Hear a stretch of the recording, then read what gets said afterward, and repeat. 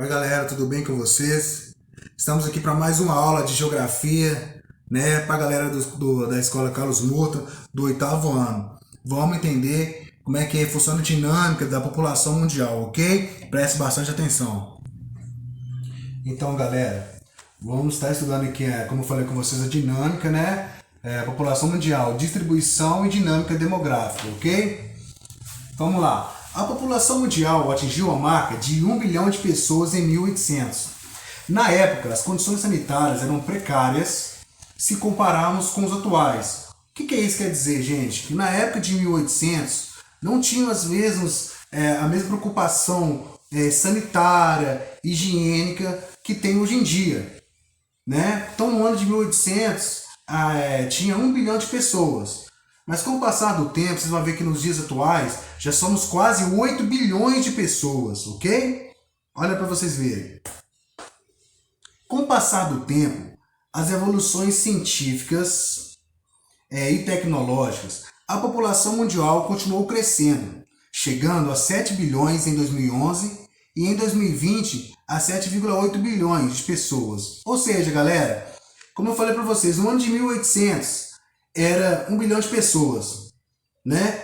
Hoje em dia, no ano de 2021, né, no dado de 2020, já temos com quase 8 bilhões de pessoas. Isso se deve muito ao quê? Às evoluções científicas e tecnológicas que foram surgindo com o passar do tempo, né? A questão que eu falei para vocês, da questão da higiene também, as vacinas, outras coisas que foram surgindo, né, no ramo da alimentação e etc. O crescimento da população mundial. Desde quando atingimos a marca de 1 bilhão de habitantes em 1800, o ritmo de crescimento da população mundial tem sido expressivo, principalmente no século passado. Desde a Revolução Industrial no século XVIII, os habitantes do globo vivenciaram significativas mudanças que permitiram mais longevidade e melhores condições de vida. Ou seja, gente, a partir do século XVIII, você lembra que nós estamos falando das inovações tecnológicas, das inovações sanitárias que não tinha antigamente? O que aconteceu?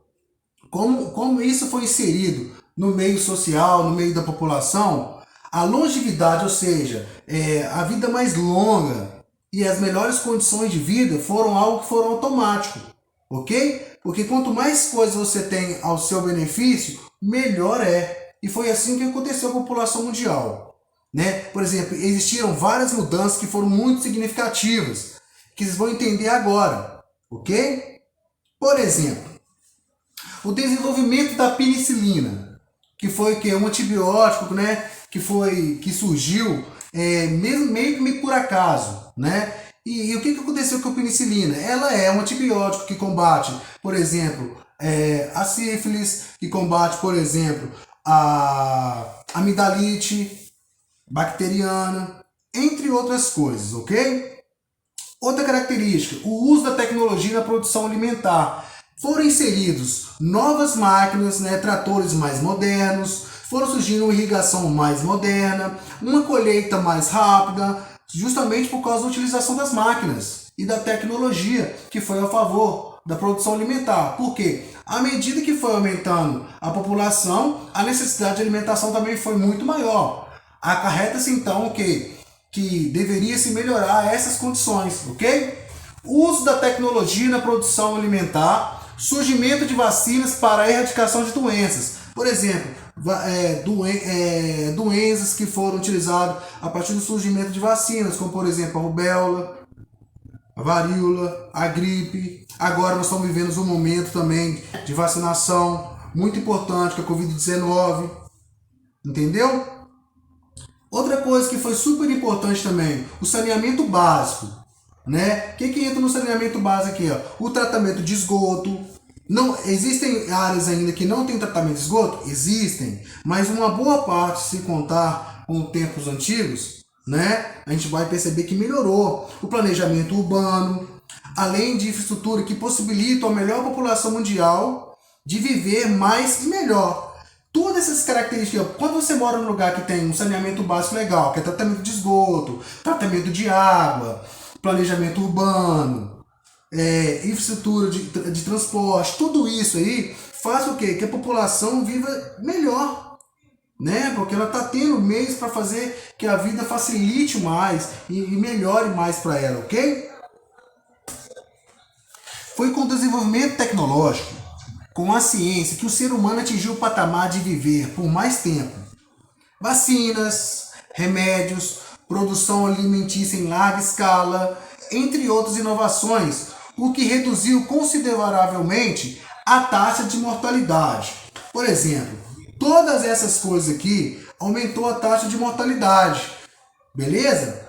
Professor, mas isso diminuiu consideravelmente a taxa de mortalidade, não foi? Foi. E a taxa de natalidade? A taxa de natalidade da gente continua alta, né? O único problema é que, com o passar do tempo, naquela época, tempos atrás, na taxa de natalidade, nascia-se muitas pessoas e morriam também muitas crianças. Por isso que a taxa de natalidade era alta e a de mortalidade também, ok? Distribuição da população mundial. A população mundial não está distribuída de forma regular pelo globo. Há enormes áreas com vazios demográficos, como no continente africano e na América do Sul. Porém, existem territórios pequenos que abrigam uma significativa quantidade de pessoas, fazendo-as viver em condições de superlotação em determinados locais. Gente, o que é isso? Por exemplo, vazios demográficos são aqueles locais onde às vezes tem uma população muito pequena e um território muito grande. Professor, você tem um exemplo para dar para a gente? Por exemplo, o norte do nosso país, por exemplo, você pega lá o Amazonas, que é o maior estado do Brasil, ele é cheio de vazios demográficos, porque ele é um território muito grande, mas com população muito pequena. E aí eu vou, contrapondo isso aí, eu vou falar sobre condição de superlotação. Te dar um outro exemplo. Por exemplo, olhando para o Brasil ainda, você pega São Paulo. São Paulo é um território pequeno, mas com uma população gigantesca, né? Na América Latina é a maior população da América Latina. Pra você ver o tão grande é São Paulo, ok? Como exemplos, vejamos o caso do Japão. País pequeno, em extensão territorial, mas que abriga mais de 120 milhões de pessoas. A China é outro exemplo. É o país que possui a maior população do globo, mas essa população está concentrada em sua maioria na vertente oriental do país. O que é isso, gente? O Japão é uma ilha, né? Ela é uma ilha muito pequena, mas com população gigantesca. Contrapondo a China, que tem um país que tem dimensão territorial muito grande, mas a sua população não está concentrada, não está bem distribuída, ela está concentrada mais ali na parte oriental do país, ok? A gente tem que sempre tentar sobre isso. Então, vazios demográficos são aquelas áreas de dimensões territoriais com pouca população. Superlotação, já é o contrário. É aquelas áreas que a território é pequeno, mas que é uma população muito grande, ok? Vamos lá. Países populosos versus países povoados. O termo populoso faz referência à população absoluta de um local, ou seja, a quantidade total de pessoas que ali vivem. A China, por exemplo, é o país mais populoso do planeta. Então vamos lá, a China que é o país mais populoso do planeta, depois vem a Índia e por aí vai. O que acontece? A China, por exemplo, é um país muito populoso, certo?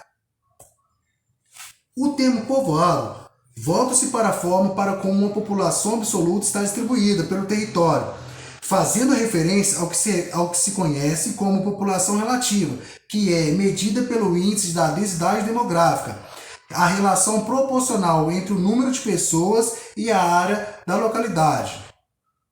O país mais povoado do mundo é Mônaco, com uma densidade demográfica de 26.152 habitantes por quilômetro quadrado e uma população de 38.967 pessoas. Gente, então vamos lá. O que é isso? Populoso e povoado. No caso da China, a China é populoso. No caso de Mônaco, é povoado. Ok?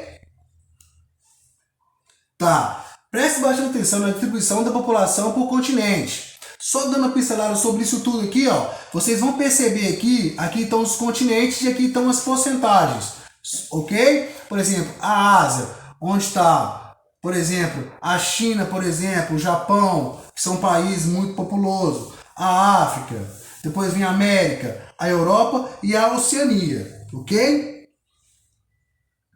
Vamos lá então. Quais seriam então as consequências do processo populacional? Gente, isso é super importante, por quê? Quais são as consequências, né, desse processo populacional? Declínio da taxa de natalidade e aumento da longevidade. Por quê, gente? Lembra que eu falei com vocês?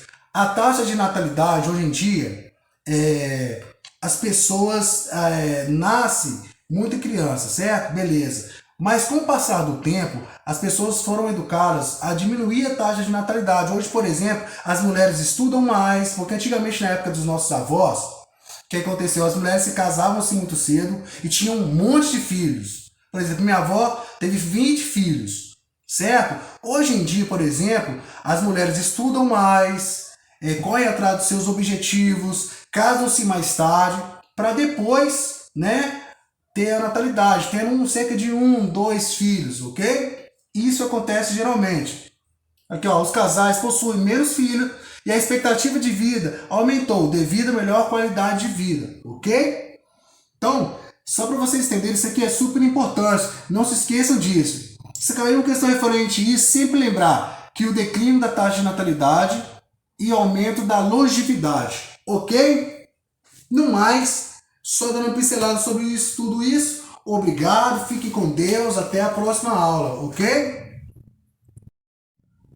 Então, galera, com relação às atividades, né? Aqui, ó, a questão número 1, por exemplo, vocês vão falar sobre a questão com relação à reflexões históricas, sociais e espaciais da distribuição do homem. Qualquer, da letra A até a letra D, só existe uma opção correta para ser marcada, tá? A número 2 está falando sobre a questão da distribuição dos continentes. Aí vocês vão ler aquela que fazia mais sentido para você marcar o que está pedindo, ok?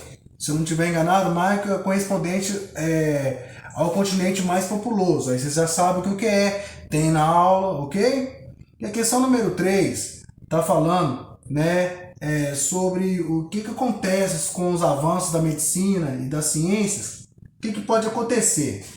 Então vocês vão marcar da letra A a letra D também. Para todas as questões, né, só existe uma opção correta, ok? No mais, fiquem com Deus, Deus abençoe, não esqueçam de fazer as atividades, ok?